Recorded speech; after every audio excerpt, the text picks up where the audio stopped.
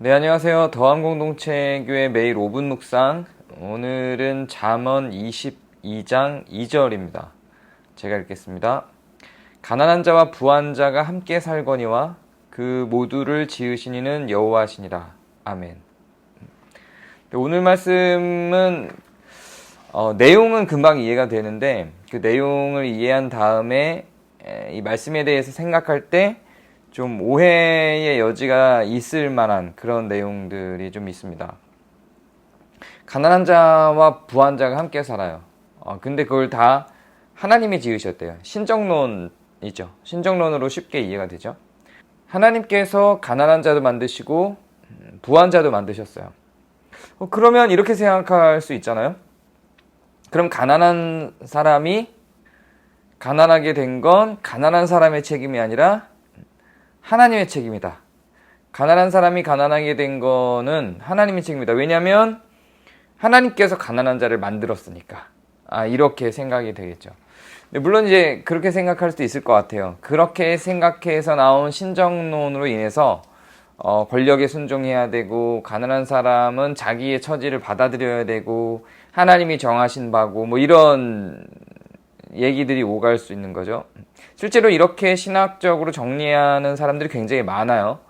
그리고 그런 정리들이 많고 책으로도 나오고 그렇게 가르치고 설교되고요. 근데 꼭 그렇게 해석이 될 만한 얘기일까요? 그렇게 해석할 수도 있어요. 그러니까 그렇게 많은 사람들이 그런 방식으로 이건 하나님께서 부여한 질서고 그 질서 안에 순응해서 사는 것이 바른 삶이다. 이런 방식으로 생각을 하는 거죠. 근데 그런 접근은 노예를 해방시키려 하셨다거나 가난한 사람들과 함께 하시는 예수님의 모습이거나 율법 속에 보면 가난한 사람을 보호하려고 하셨던 하나님의 의도들을 설명해낼 수가 없어요. 하나님이 가난한 자를 만들었으니 가난한 자들은 그걸 수용하고 받아들이고 그렇게 살아가도록 해라 라고 하는 방식의 접근은 폭력적이죠. 굉장히 폭력적이죠. 근데 그게 하나님의 뜻이기 때문에 폭력적일 거라고 생각들을 안 하는 것 같아요. 그런데 그러면 그렇게 우리한테는 좀 많이 익혀지고 배워와서 그렇게 생각하는 것이 매우 자연스럽기까지 해요. 그런데 정말로 그러면 오늘의 말씀은 무슨 뜻일까요? 제가 이해하기로는 그래요. 또 저만이 아니라 또 많은 학자들이 이해하기로는 그래요.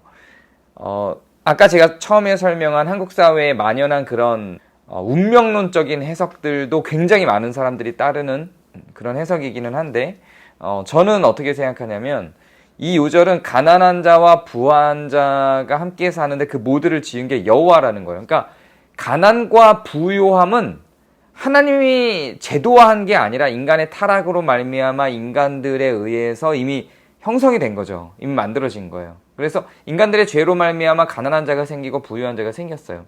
하나님이 희년 제도를 통해서 안식년 제도를 통해서 그리고 안식일을 통해서 끊임없이 가난한 자와 부유한 자를 동등한 입장으로 다시 재구성하려고 하는 시도들을 확인할 수가 있죠.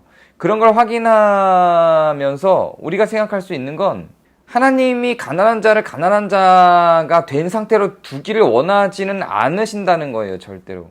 그럼 이 요절은 뭐냐면 그렇게 부한 자가 가난한 자들을 착취하고 가난한 자들이 고통받고 있는 상황들을 보면서 가난한 자와 부한 자가 함께 사는데 그 모두를 지으신 게 여호와다. 여호와가 너희를 다 같이 지으셨고 한 아버지 안에 한 자녀들이라는 걸 확인시키는 거예요. 너희들은 다 나의 창조물들이다 라고 하는 걸 확인시키는 거죠. 그러니까 자연스럽게 어떤 결과를 만들어내고자 하는 의도의 말씀이냐면 부한 자들에게 가난한 자들을 그냥 두지 말라는 의도의 말인 거지, 같은 존재, 같은 인간, 우열이 없는 존재, 하나님이 또 동일하게 똑같이 창조한 자들이라는 의미예요. 그러니까 가난한 자를 하나님이 만들고 부한 자를 하나님이 만들었다는 게 아니라 가난한 자와 부한 자가 인간들의 죄로 말미암아 있고 그 안에서 핍박들도 존재하고 불균형과 불평등이 존재하는데 하나님이 거기다 대고 너희를 다 하나님이 지으신 거야. 그 모두를 지으신 게 여호와셔. 이렇게 이야기를 하는 거예요. 이렇게 이해해야 하나님이 안식일에 같은 밥상에서 노예와 주인이 같이 밥을 먹도록 요청하시고 안식년에 노예들을 해방하도록 요청하시고, 신년이 되면 모든 재산을 다 환원하도록 요청하시고, 노예들을 풀어주라고, 노예제도를 만든 인간들에게 노예제도를 없애고 노예들을 풀어주라고 요청하시는 그런 요청들, 그런 법들, 하나님의 제안하시는 율법들이 타당하게 이해가 되는 거죠. 이걸 만약에 가난한 자와 부한 자를 하나님께서 나눠서 구분해서 창조했으니 가난한 자는 가난한 대로 그냥 인정하고 이렇게 순종해서 살아라, 이렇게 운명론적으로 해석을 하는 거라면 하나님이 그런 법들을 제정하신 걸 이해할 수가 없어요. 완전히 맥이 안 닿는 겁니다. 이거는 하나님이 희년제도, 안식일, 안식년제도를 만들고 노예를 해방시키고 모든 사람들을 계속 동등하게 하고 하나님과도 심지어는 교제를 나누게 하고 인간들을 하나님께서 너희는 신이라고 칭할 만큼 그렇게 하나님과 하나 되기를 원하셨던 그런 하나님을 생각해 본다면, 이건 가난한 자와 부한 자가 따로 나눠 있으니 가난한 자는 가난한 채로 만족하라 라고 하는 말이 아니라, 그렇게 불균등하고 핍박하는 삶이 있는 세상을 향해서 그 모두를 지으신 게 여호와시다 라고, 같은 피조물들이다 너희는 이라고 이야기를 하고 있는 것으로 이해하는 게 훨씬 적절한 이해라고 생각합니다. 오늘 여러분보다 더 낮은 자들을 보고 계시나요? 혹은 여러분들보다 더 높은 자들을 보고 계시나요? 노예는 해방되었지만 이제 신분이 없는 사회처럼 여겨지지만 우리의 시선은 여전히 신분을 구성하고 노예를 두고 있는지도 모르겠습니다. 가난한 자와 부한 자도 동일하게 하나님 눈에 피조물로 보이신다는 거, 하나님께서 만드신 하나님의 작품들로 보신다는 것을 기억하며 오늘 하루를 하나님의 눈으로 보시는 그런 하루가 되시길 바랍니다. 감사합니다.